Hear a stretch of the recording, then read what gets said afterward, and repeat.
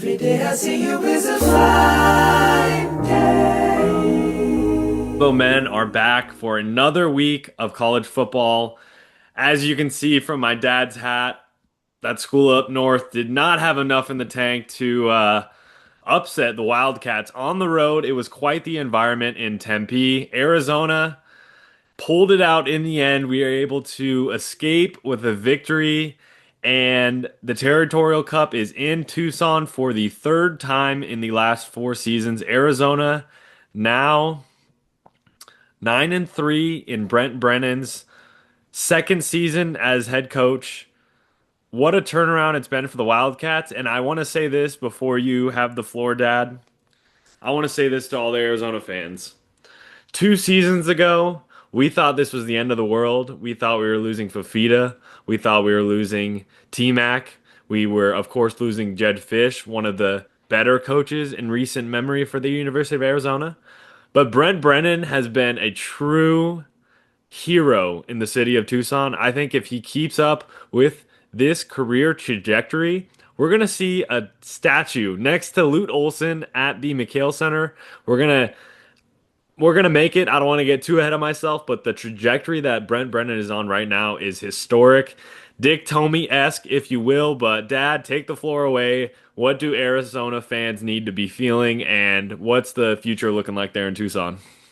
Well, I am delighted to be here, Justin. And this is a very historic day, of course, beating Tempe at Tempe in a Dick Tomey style victory. Grinded out defense, kick a bunch of field goals, and stuff them 23-7. Kind of similar to the way we beat Miami in the Fiesta Bowl '94 on the same field.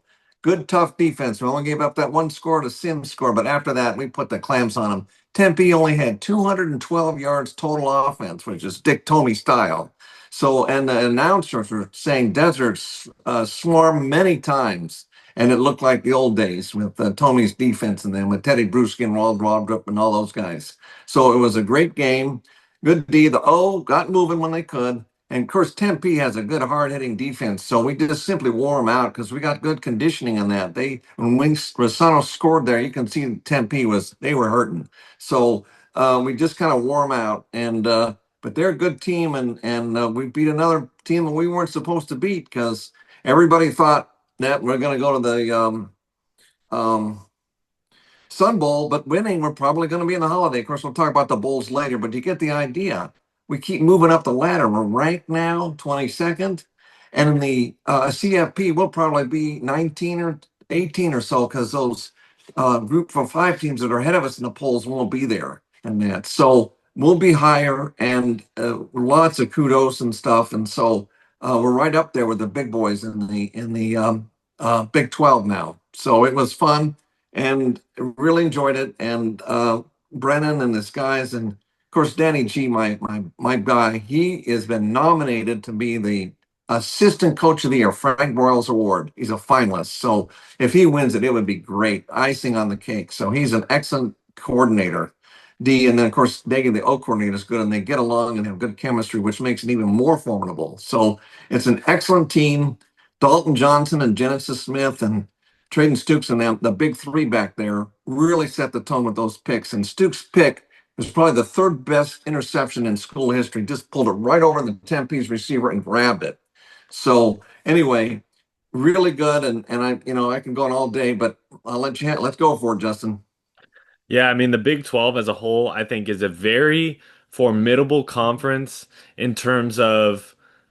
I think that this season they've been the third best conference in all of college football. Obviously, number one is always going to be the SEC. The Big Ten, I think the Big Ten is not as tough as in recent years. Obviously, Ohio State and Indiana at the top are very formidable. Oregon as well needs to be mentioned as a top 8 team in the country. But after that, the Big 12 or the Big Ten is not as strong as people think. The Big 12, I think, has the easy case to be the power third best in the Power Four because the ACC has really struggled this season.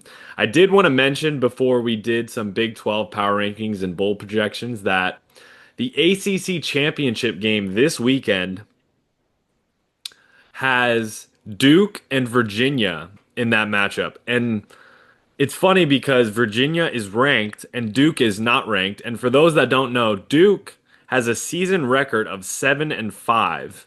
Now, I want to throw this to you, Dad. How many teams in ACC history, since they had their championship game, I believe 20 years ago they started it or something like that. How many teams do you think have had a record that's worse than 7-5 in the championship game, including this 2025 Duke team? How many teams Well, total? yeah, that's right. Because Virginia's 7-1, and one, two, three, four, five teams are 6-2, and Duke is the last one at 7-5. All the others have a better overall record. So I do not know how they got the tiebreaker. Their tiebreaker must be pretty unusual, because if Duke wins, they will not get a playoff berth because they're so low ranked that James Madison will squeeze them, like we talked about last week. So Virginia's got to win for them to get a playoff berth. So in answer to your question, I do not know, but it's probably rare. But the tiebreaker needs to be redone to include your overall record, and they should have sent Miami because they're probably the second best team in the I in the agree. conference, and then they should have sent them. But because Duke is heavy underdogs, I think they're dogs by like 20 points or so, and Yeah, we're going to go through that later it's in the definitely two thing. touchdowns. Yeah. Oh, actually, it's 2.5. Amazingly, Oh, it's wow. only 2.5 points. So it's really small considering that they're that low. So if Duke does win, they're gonna cry for a different tiebreaker in the ACC. They'll have to come up with something, because if they do win, it would be rather highly irregular. So in answer to your question, Justin, I do not know. It, other than the 2025 Duke team, there has only been one instance of a team making the ACC title at 7-5 or worse, and it was the 2018 Pittsburgh team. They were 7-5 as well. There's never been a 6-6 team in the ACC championship, as long as my research was correct. But that's just a crazy stat I had for you. I did want to mention, while we were talking about potentially James Madison making it over an ACC champion, other than Virginia would probably make it. But I did want to mention that the Friday night battle between Tulane and North Texas in the American Bowl is basically like the G5 Super Bowl, the real one this time, because this is it. Tulane and North Texas are on a center stage Friday night. The lights are going to be on. And if one of those teams has a massive performance, I think they have a case that they should make the playoff over Virginia or a Duke or a James Madison. So that's a huge game. North Texas is actually favored, I believe, by 2.5 in Tulane. So that'll be a really fun matchup. Drew Mestamaker has been an absolutely stellar player. It'll be really, really, really interesting to see where he ends up next season, because the coach obviously is moving on to Oklahoma State. Will he bring Mestamaker? We'll have to find out. Oklahoma State, back in their history, I would have to say Brandon Whedon was a successful quarterback at somewhat. I think Mason Rudolph went there as well. So they have had decent quarterbacks, but they haven't had the Oklahoma success at quarterback like Kyler Murray, Baker Mayfield, and all those cats. So if Drew Mestamaker's in orange and black next season, that'll be really, really exciting. And I can't wait to see what Morris does there in Stillwater. So we have next up the bowl projections and the Big 12. We potentially will only have one team in the playoff, and that being Texas Tech. They are two touchdown favorites against BYU this weekend. Probably going to be another victory for the Red Raiders. So we think that the Red Raiders will make the playoff. Other than that, I know BYU is on the outskirts looking in. And what do you have for the rest of the bowl projections for the Big 12? And then after that, give us the Scottie weekly Big 12 rankings as our last one before the bowl season kicks in. Okay. All right, guys. I'll do the Pac-12 legacy, and since Utah is the highest rated, they'll get the Las Vegas Bowl, which is the number one, and then Arizona will get the Holiday Bowl because they're next, and then ASU's behind, U of A there, so they'll get the Sun Bowl. That's just kind of the ranking. So odds are that will probably happen. Okay. Um, the Alamo Bowl is probably where BYU's headed. Again, they probably just missed the playoffs like last year, so a lot of complaints about that. So, and probably play USC there and that. So, in the other Big 12 now, UCF, Baylor, and KU just missed a bowl. at 5-7. Remember when we did the podcast in Oklahoma in August, I said three Big 12 teams are going to miss it, and I was correct. And if we had only played 8 conference games, they would have all gotten bowl berths. So we missed three of them, but the rest of them will get some bowls. I'm going to Cincinnati with the Rate Bowl there in Phoenix and that. And then Houston will get the Pop Tarts Bowl out in Orlando. And K State's going to get that first responder bowl there in Dallas. They did win their game, so they'll get a bowl. And then Iowa State's going to go to the Texas Bowl. And then Liberty Bowl is going to have TCU. And then I mentioned BYU, the Alamo Bowl. So we'll still get a lot of teams in, but we could have had more, like I mentioned that. So hopefully they all win. I mean, I'm pulling for all the Big 12. And then Tech, if they can advance. I've got them at the 4 seed. We'll probably do the seedings later, Justin, but I've got them at the 4 because Texas A&M lost to Texas and Austin, which you correctly predicted, Justin. So Texas Tech will move up to 4, meaning they get a bye. So if they win their game, they'll be in the Final Four. So that would be something. No Big 12 teams made it that far. So that would be huge if they could do it. But if BYU should have to beat Tech, they'll both get the bid. And then one of those teams down near the bottom, maybe like Alabama or one of them, would get bumped. And then BYU would go. So it just BYU would go. So we'll just see how it plays out. It's tough to beat a team twice, but Tech is favored to do it. So hopefully all the teams do well in the bowls for the Big 12. And Yeah, you wanted and to, for the Big 12, I think this season was successful in terms that we didn't really know what was going to happen with Arizona State. We kind of correctly predicted that they would have a bit of a drop off just because they really missed Scattaboo, and Levitt obviously dealt with those injuries. But honestly, it was a pretty good season for them in terms of losing their quarterback. I think Jeff Sims played really well. Oklahoma State had a very disappointing season. Texas Tech, they spent the money and it paid off as they're one of the best teams in the country. I don't quite think Texas Tech will be able to win it as we've previously predicted. I think it'll definitely be a Big Ten team this year, either Ohio State or Indiana. I think Oregon as well, if they go on a hot run with Dante Moore and that defense and Kenyon Sadiq, they can make a run at it, but it's either going to be one of those teams or SEC team in Georgia or Alabama. I do not think Ole Miss will win it, especially with the distraction at head coach. We can get straight into that right now. Lane Kiffin announced as the LSU head coach. He had his introductory press conference earlier today on ESPN. Lane Kiffin is a man of drama. He's a showman. He has had many stops in his career. And the Ole Miss fan base, as expected, was upset. But there's been a lot of coming together in Mississippi on campus, and they're really rallying around their defense coordinator turned head coach Pete Golding. They're talking about this being the Golding era in Ole Miss. They say he's the number one recruiting guy. They say that the heart and soul really runs through the defensive unit, even though their offense is explosive.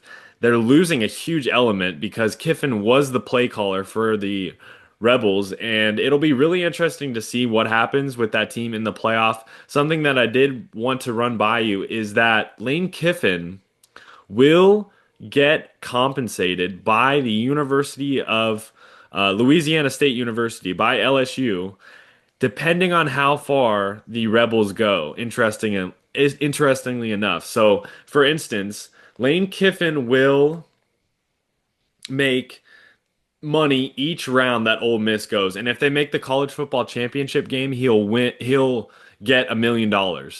So that's in his contract and it goes over to LSU. So he'll just be watching on the couch and enjoying these Rebel games because he did build up that program because as long as I can remember being a fan in the early 2000s of college football, Ole Miss never really had good teams, and they were always kind of the bottom of the barrel with Mississippi State in the SEC. And I know they had a couple, I know Eli Manning played there, and they had a couple decent teams early on, but I feel like they really haven't had the blue blood reputation that an LSU team has, and I really think that's why he left.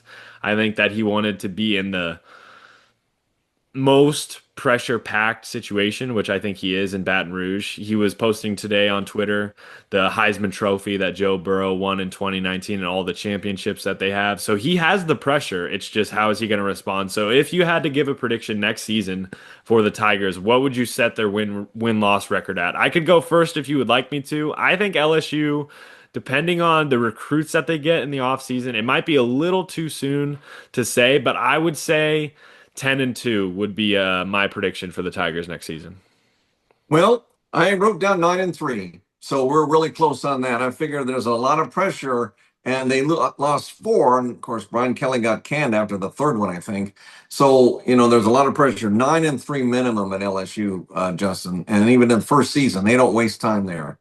But 10-2 also, we're in the same ballpark. For this week's Heisman top five, I really thought about putting a new player at number one. I really wanted to do it, but I just couldn't do it. Number one for me is still Fernando Mendoza, but number two is right there. It's Diego Pavia out of Vanderbilt. He had an unbelievable game at Tennessee on the road. He played stellar. He had a couple long runs that really showed his speed and athleticism at quarterback. Jeremiah Love at number three for Notre Dame. Julian saying Ohio State took care of business in the game and was able to beat Michigan on the road by a wide margin. Michigan had it there in the first quarter, but Ohio State is just too talented. I think that team has a lot of momentum going into this college football playoff and the Big Ten championship game, which I think against Indiana we'll get to here shortly is going to be Donnybrook. Noah Fafita, I have to put him at number five. I think he's played stellar. I wanted to do this as just a little Arizona plug. I don't know if he'll actually get in a top 10 vote this season, but I have to mention him. He's played absolutely stellar in his red shirt junior year for the Wildcats. And then number six, probably the true number five, Ty Simpson out of Alabama.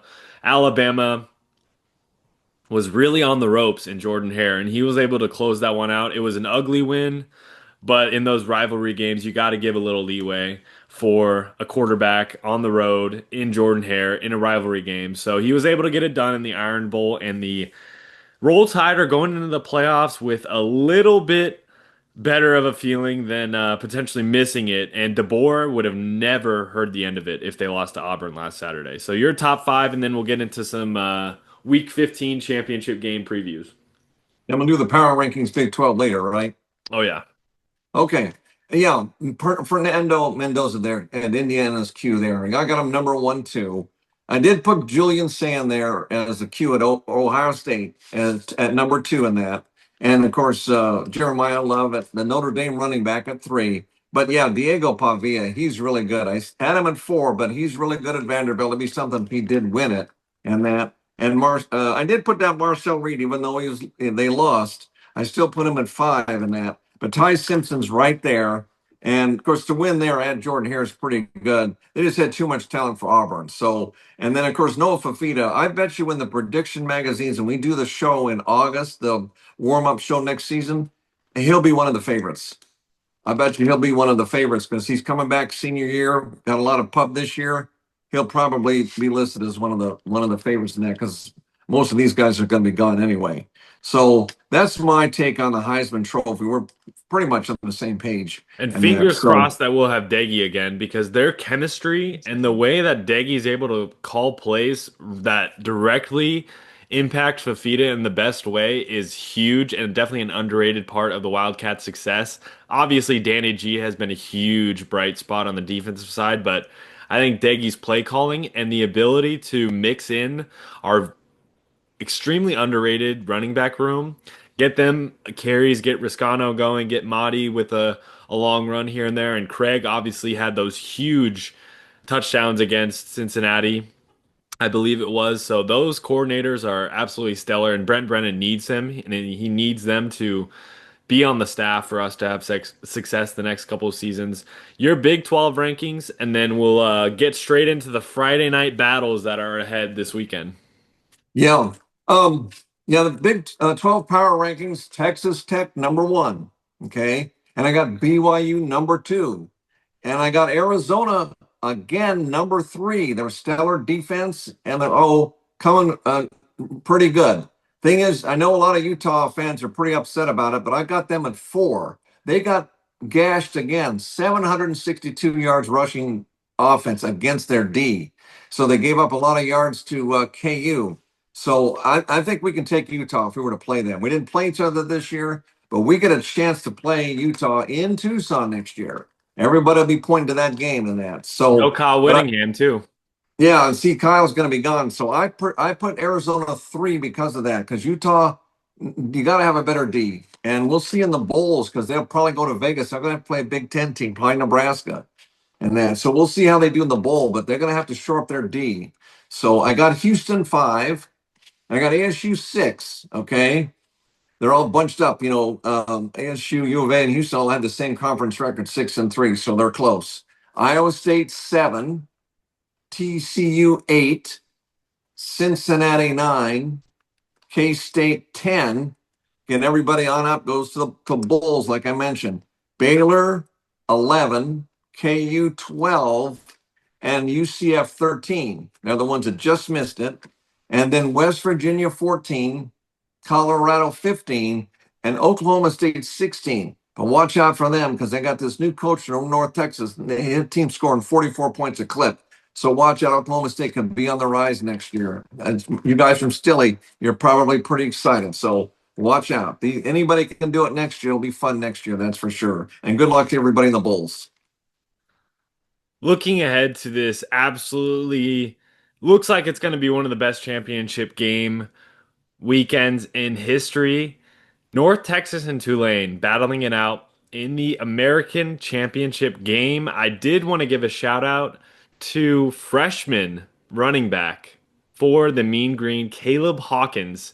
In his last 4 games, he has 16 rushing touchdowns against Navy, UAB, Rice, and Temple. So it's not just an air it out offense with Eric Morris, Mestamaker on the season. 3,835 yards on 71% completion, 29 touchdowns, and only 4 interceptions. So this North Texas offense is absolutely dominant. This is, along with the UNLV and Boise State game, the 7 o'clock I guess it would be, yeah, Mount Standard Time. These games are the ones that I think will be the most entertaining. I think the Kennesaw State and Jacksonville State Conference USA game will be pretty interesting as well. Kennesaw State coming really out of the woodworks, and nobody really expected much from them, but they're playing really well this season. Troy and James Madison. James Madison favored by 23.5 in that game, so they'll most likely go 12-1 this season. Really a stellar season for them. Losing Kurt Signetti a couple seasons ago, they've rebounded much like the Wildcats down there in Tucson. That's pretty much it for the Friday night games. I did really want to get to the meat on the bone. Saturday, we have an 11 a.m. kickoff in, is it in Lubbock, or where is the Big 12 championship game held at? Normally, it's like in Arlington there where the Cowboys play, the Jerry Stadium or whatever it is. That's where they normally play it in Arlington there. Okay, so Texas, it's pretty much a home game for them. So Texas Tech, I think, will win. The 12.5 spread that they do have for that game might be a little too big. I think that their matchup earlier in the season really told us a lot about the Red Raiders and just how much better that they are than BYU. They beat them by 22 at home. So I could see them covering it. It's really hard to beat a team 2 times in a row, like you did mention. But I think we both have the Red Raiders winning that one. And then next up on the slate, we do have at the same time Miami of Ohio and Western Michigan in the MAC championship. But the big one on the slate, along with the other big one, the two best conferences are duking it out with a heated rivalry in Georgia and Alabama, 3 o'clock ABC. All eyes are going to be on this game. Georgia is favored by 2.5. Who do you have winning this one, and what are the matchups that you're seeing in this game that you're really looking forward to? Yeah, UGA, I'm going to go with the favorite on that. Again, it's hard to win twice. Alabama beat them earlier in the season on that. So I'll go with UGA. Normally it's in Mercedes-Benz Stadium in Atlanta, I believe, and that I think they'll win. I think it's just the whole team itself. I don't have any specific players in that, but of course the Qs will probably, really, really shine, and it should be a real close game. But I think UGA will pull it out. I think Georgia initially, I'm thinking that the run game is going to be a huge element for them. They were absolutely running over who they played last week, watching Frazier run the ball, and Stockton has really come into his own at quarterback. I think on the other side of the ball, Ty Simpson, a lot is on his shoulders. I think it's just going to be too much to handle. I got the Georgia Bulldogs covering that 2.5. I think they'll win by a touchdown. Indiana and Ohio State, both undefeated, top two in the country. This is the quasi national championship game. I really hope that we will get a rematch of this in the college football playoff at the end of the road in January at the big championship for the college football playoff. But this is just the first matchup between these two teams. Who do you like in this one? Ohio State is favored by 4.5 as we're recording this on Monday night. I'm going to go Ohio State now. I think they'll win it, but again, Indiana's going to put up quite a fight, and it's going to be close. It'd probably be maybe even closer than 4.5. So maybe a field goal, to overtime, possibly something like that. But the thing is, Justin, I think they'll be in opposite brackets, so they would play for the championship down the road, based on how they think it's going to end up. But it could be where one wins this game and the other team wins the national championship. It could be something like that. It's kind of weird. They didn't play during the regular season, but they could play twice in the playoffs in the same conference. That's probably never happened in history, or not likely. So that could happen, and it could be a split. If one team can beat the other twice, they would deserve the national championship. So I'm going to go with Ohio State.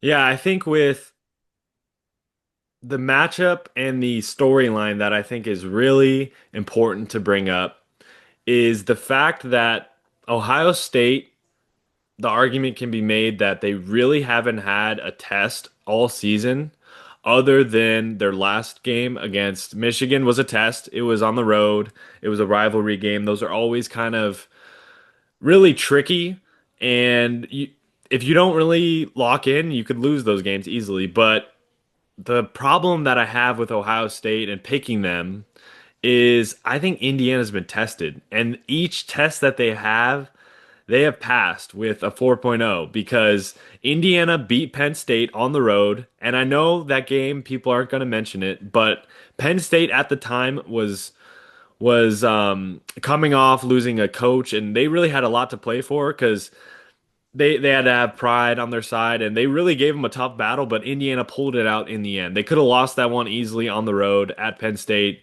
And then at Oregon, that matchup right after your birthday in October on that Saturday against Oregon, a top three team in the country, they were able to beat them pretty handily on the road in bad weather and or that might have been the Iowa game that was bad weather. But anyways, Oregon, I think that's a really good win on their schedule, and they were able to beat Indiana, a top 10 team, earlier in the season on September 20th at home by 53 points. So they've had three really key wins this season, and Ohio State has had one with Michigan, and if you count Texas early in the season at home, a 14-7 really struggle at the end of August, maybe two. But I just think Indiana's been more battle tested. So if I really had to pick, I would pick Indiana to cover the 4.5.